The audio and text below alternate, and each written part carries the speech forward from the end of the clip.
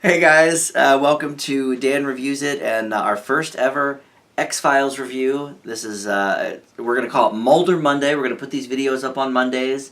And, of course, Fox Mulder, the famous David Duchovny character from the X-Files. Who? I assume if you're watching this, you've probably seen the X-Files, you're a fan. So there's going to be spoilers. We're going to talk about everything in the episode, kind of like we did with The Sopranos, you know. Or Star Trek. Or Star Trek. It's like, you know, if you're here watching an X-Files episode review, you've probably watched the episode. It's been 20 years. Or 30 yeah, years, yeah. So we're going to talk about everything, and the first episode is simply called Pilot, which makes sense. Most first episodes are, and so here we go. This was the very first episode of the X-Files, Friday nights, Fox Television. This was my show. I was not a huge sci-fi fan, by the way. Growing up, my dad was. Yeah. So, Next Generation was always on. Twilight Zone, huge fan of that. But this was the first one that was like my show. Me and my friends would talk about the X-Files. The first water cooler show. It really, for me and my friends, at least in the sci-fi world, it really was. And Fox was the hip kids network at the time. Married with Children, The Simpsons. Mm-hmm. And so I watched this from the beginning. I watched this when it aired, and it just blew me away. So let's talk about what happens, I guess, first in the episode. Sure. And then we can talk about our thoughts. But so Fox Spooky Mulder, as he's known in some circles, sort of gets relegated to the basement, where the X-Files, unexplained phenomena, and his own little corner of the world the basement. Because he's such a good agent that I guess the FBI doesn't want to fire him. Right. But they're like, right. You can solve these cases that might be supernatural and just to give you a paycheck. So then Gillian Anderson, of course, plays Dana Scully, the skeptic, and in one of the first scenes, they basically explain to her, like, hey, listen, we want you to keep an eye on him, write reports, and she even says in the in the meeting, so you want me to basically debunk everything he's saying, and try to kind of undermine him and maybe get rid of him, hopefully. Yeah. And, of course, they're not going to say that on the record, so just use your judgment, we have confidence you'll use your best judgment. So then we see their meeting. They don't get along. And they don't get along. And then they go on this case that he was working on, which leads them to this bizarre phenomena where people from a certain graduating class, I think it's the class of 87, of a certain high school, are dying mysteriously, and they have these mysterious bumps on their bodies, and they open up one of the tombs and find that the dude isn't even in there. Not there. They've replaced him with, like, I think they say possibly a chimpanzee or something. It's obviously something, much smaller. So the investigation continues, and they figure out what happens. And in the meantime, there's some sexual tension between the two of them because she's got some marks on her body. And he's got to check him out because she can't see him. So she goes to his room in the middle of the night. And she freaks out. Yeah. It's like almost out of character because she's like, or maybe it is. Well, we don't know the character quite yet, I guess. Because it's like she seems so stern at first. And then, please check the back. And like, which is kind of an ongoing thing. And almost every episode there's some kind of like remark or something. Mm-hmm. The tension is established early on. right away. There's something going on. Yeah. So this episode, written by Chris Carter, the creator. I don't know if he directed it or not, but probably he might have. Yeah. But he wrote it, so this is his vision. And the one thing I forgot about, and I've seen, as you know, I've fallen off the X-Files probably around the time of the movie. Yeah.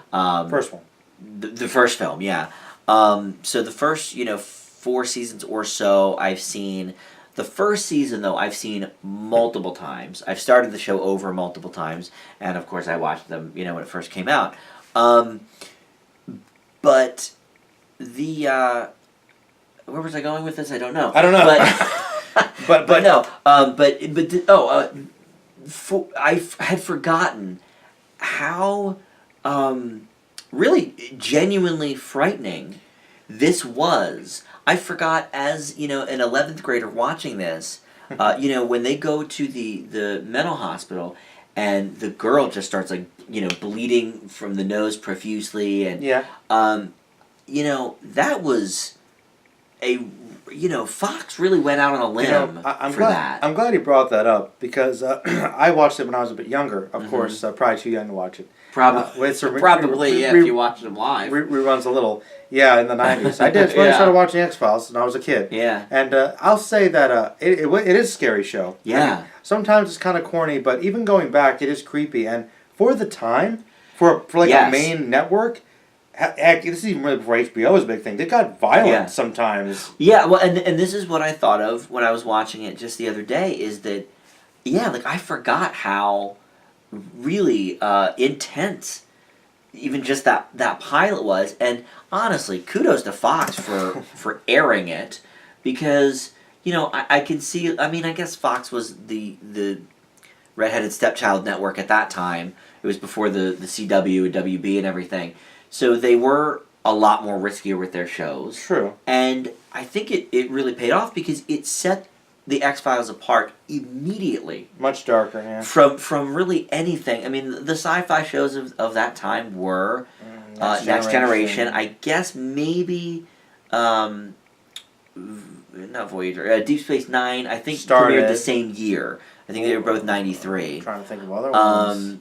But for sci-fi, I can't really remember any others that were on the air at the time. In the early 90s, not really was Quantum Leap, I think, ended. Quantum Leap, was ending at that point in time. But again, Quantum Leap wasn't serious, violent. This was intense. Yeah. And the case is compelling. Seems pretty realistic. Yeah, it seems very realistic. There's a time jump that happens that they go back to a little bit later in the episode, and then it's the first part, or the first time, of course, that we see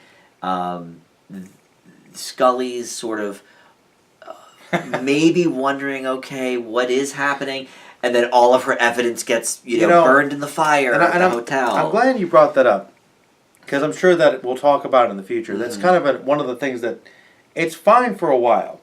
But after you watch seasons and seasons of it, where you see Scully obviously seeing all this stuff, she's clearly seen many things by this point. Things will happen to her, and she'll still be like, well, Mulder, maybe it's... There's got to be a reason. And you're like, really? And also, with these conspiracy episodes, because the pilot's the first of the alien conspiracy, and the Illuminati and everything, there's clear evidence, and then it just has to disappear from the convenience. Disappear, yeah. And like that... It's kind of, and that's kind of one of the interesting things about the X-Files, is that almost right off the bat, maybe not in the pilot, but by the end of the first season, we'll know there's a conspiracy. We know there's something going on. Right. We, the audience, know more about what's going on. But in that pilot, though, the very last scene is the smoking man. Yeah. And thank God we show him immediately in this show, that he's in the pilot. But we show him taking that dirt that she collected in the vial, and he goes in to the Pentagon basement and puts things in, and you see it pans out. You see the stuff, filing cabinets upon filing cabinets. So it's like that government's hiding something. Right away there's something going on. It's not bogus, and that it's kind of frustrating later, but early on that's a really good hook. Like, ooh, it really is. What is happening? Yeah, and we find out even immediately about Mulder's sister. Yeah. He mentions that. I love that Chris Carter wrote this and was able to have his vision, because, things that the X-Files for are all present here. In the pilot, it really sets the standard for the rest of the show. Yes, it does. And I think it's an excellent episode, for that reason. A lot of pilots are so about establishing character. You can think of the best pilots out there, and it's like, it's got to establish, 6, 7 different characters, maybe more. But here, there's really only 2 characters. Yeah. So it's allowed time to establish right away, not just she's the skeptic. He's not. Like, it delves a lot deeper than that, even in that first episode. Absolutely. And also, I have to say, early on, it's evident, too, that one of the things that made it popular from the pilot onward, which probably made it a success, is that Gillian Anderson and David Duchovny have such great chemistry. Oh my God! Even from Amazing. that first scene, yep. and whether or not, and there was also some tension behind the scenes too. Of course. Interestingly enough, they didn't like each other for years. They grew to become friends. I'd read that. Yeah, afterwards, which is funny because you could feel maybe the actors don't like each other, but they make it work. Well, and who knows? That may have been something they were looking for in casting. Like, do they have kind of different personalities, dissimilar personalities? Could they work that will feed that chemistry, but could still work on the air? To bounce back and forth, but with enough magnetism. Right. And you're right, and also, if the dynamics there in the audience like that, I would argue. I mean, those two being honestly really good actors, and getting so invested in these characters so early on, is one of the main reasons why the X-Files was ever a success as it was. Well, and something else is that neither of them were established actors. I mean, I'm sure they had done, little things here and there. David Duchovny, had a minor role in Twin Peaks. There you go. And Gillian Anderson, who knows? I don't know if I don't know. Not sure of anything. And I think that's another thing that kind of maybe set it apart. I mean, even, something like Next Generation, okay, maybe I don't know Patrick Stewart as a famous Shakespearean actor. LeVar Burton. But I sure as hell knew who LeVar Burton was. Roots, Reading Rainbow. Yeah. Right, Reading Rainbow. Yeah, I didn't know Roots when I was a kid, but People Reading did. Rainbow, and of course everyone knew Roots. So I thought that was something, that made it a little more believable too. Not that I need no-name actors in my shows to really get behind it, but... But you're right, if you don't know the actor and they can establish themselves in the character and you're not thinking of them as all these other roles, it's got to be less distracting. And you could argue maybe that's one of the things that these actors have had trouble with, is that you think of David Duchovny, you think of Mulder, he's got to always be associated with that. Yes. Even if he does have Californication, it's always Mulder first. Right. Because he spent so many years, and he's fine with that. And that, he definitely is, and thank God for it, because they obviously, went came back and did the I guess 10. It's coming back, right? And it was so successful, we got another season. So that'll be good. Yeah, hopefully, But one of the things I think that's going to be fun about doing the Mulder Mondays with you is that I have all these on DVD, and the special features on these DVDs are just plentiful. So with all these episodes, I'm going to kind of also try and, watch a little bit of those and kind of research these episodes. So here's something that I didn't know that is, like, crazy, and thank God they decided to take this out. But Scully had a couple of scenes with this boyfriend character in the pilot, and Chris Carter decided it wasn't really working. They could lift out the scenes entirely and not miss a beat. But apparently she had this boyfriend that was, like, ragging on her for working so much. It's like, how conventional in a pilot that breaks every convention there is for a network television show. So thank God they lifted that. But how do you feel about that? Like, wouldn't that have been... It would have just changed her character. It would have. I mean, I can't say that I would say that it's...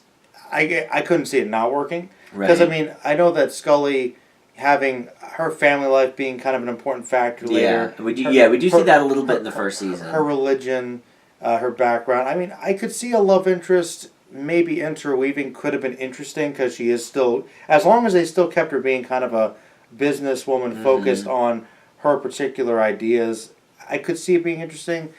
But then you couldn't really have the sexual tension without a whole other issue, and the show would become more about that drama possibly than the monsters and That's the aliens. The first thing I thought. Like, it's distracting. Right. Like, it's already enough that we have their tension and chemistry.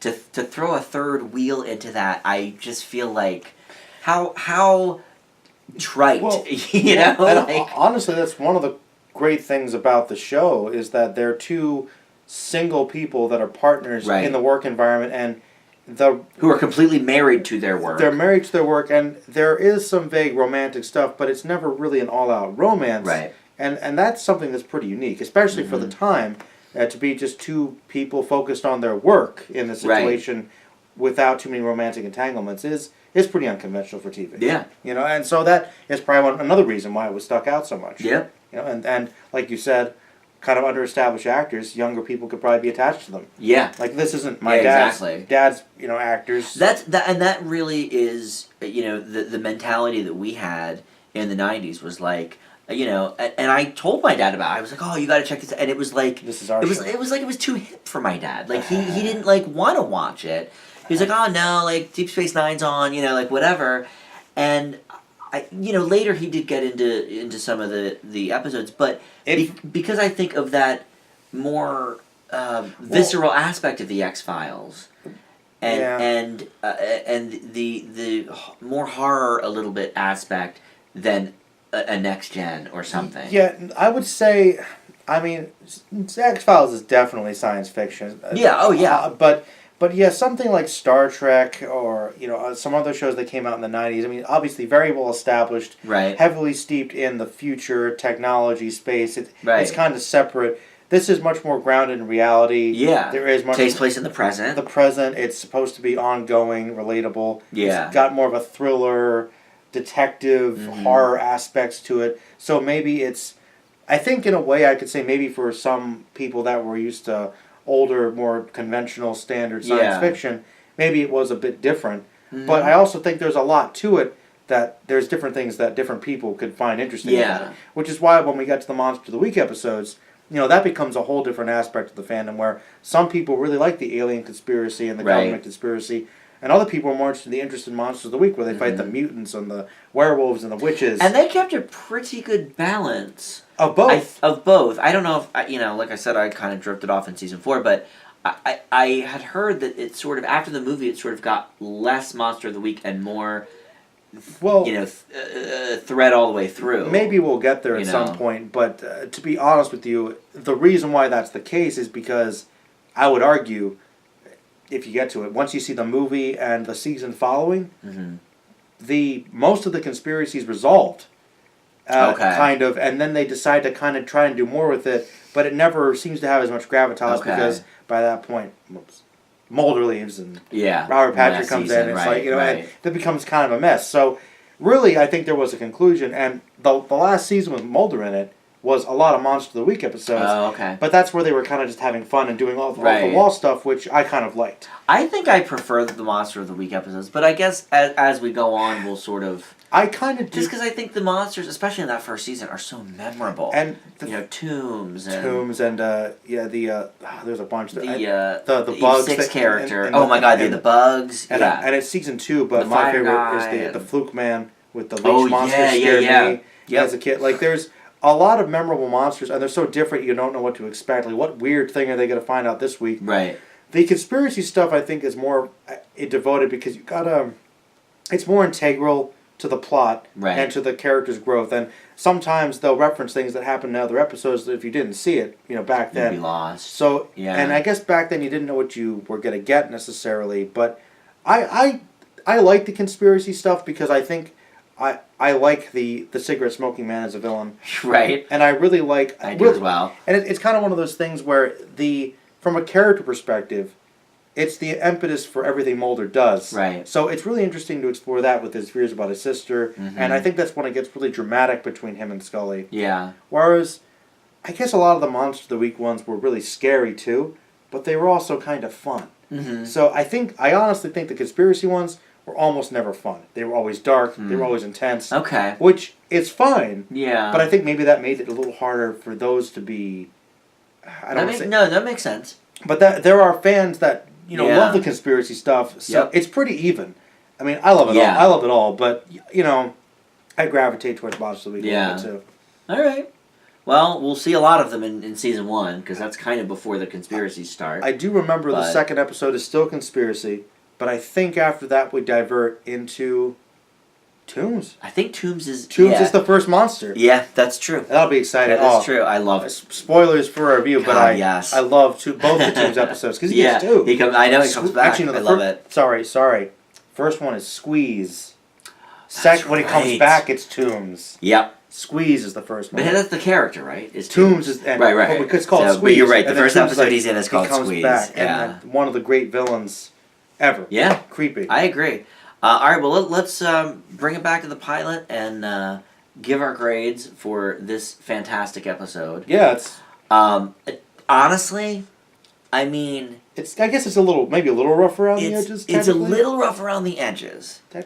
Technically, but I have rarely seen a pilot that basically is exactly what the show is. I mean, it establishes so much. It's a clear representation. It's a clear representation. It establishes everything that this show is known for. So I leave it with an A. But, I'm actually there with you, because I remembered thinking, like, I don't know if I necessarily think this episode, is one of my personal favorites. Because there's a lot of episodes I know that I like more, but technically, I mean, there's nothing wrong with it. There's nothing wrong with it, and the fact that they did so much in such a short time, established so much, had the horror aspect of it immediately. Yeah, it's creepy right away. With those abductions, you're like, ooh, you're already drawn in. Yeah. What's going on here? It's hard. There really isn't much bad to say about it, to be honest. There isn't. I mean, a TV pilot is always going to be a bit of an iffy thing, and a lot of pilots do create successful shows. But you're right. Very rarely do you see a pilot that's so similar to the product. Yeah, like almost never. And it's not like one of those weird things where you see the pilot and it might not necessarily be something you could throw away. Right. Like this was test, and now here's the show that begins. Yeah. It's part of it. You have to watch it. Yeah. You have to watch it. Absolutely. Yeah. So, I mean, I'm sure you guys have probably already watched it. Watch it again. You know. If you haven't for some reason, check it out. Yeah, check it out. I believe are all the X-Files on Netflix? Last time I checked, yes. I did hear somebody say they took them off, but I'm pretty sure they're on. Do that. But I know that you can find them somewhere. The DVD and they just released all the DVDs once the limited run came back last year. They probably released them on Blu-ray, right? Yes, they did. The whole series is available on Blu-ray. But yeah, check Netflix. Check your other streaming sites. I think it's available on Netflix still. I think it is. I'm pretty sure it is. Yeah. You never know when they're taking those things off. So. But if not, I think it's definitely worth it to check this episode out. For sure. Yeah. So, all right. Well, thanks for watching, and we'll see you back here next week for another Mulder Monday. Trust no one. Trust no one.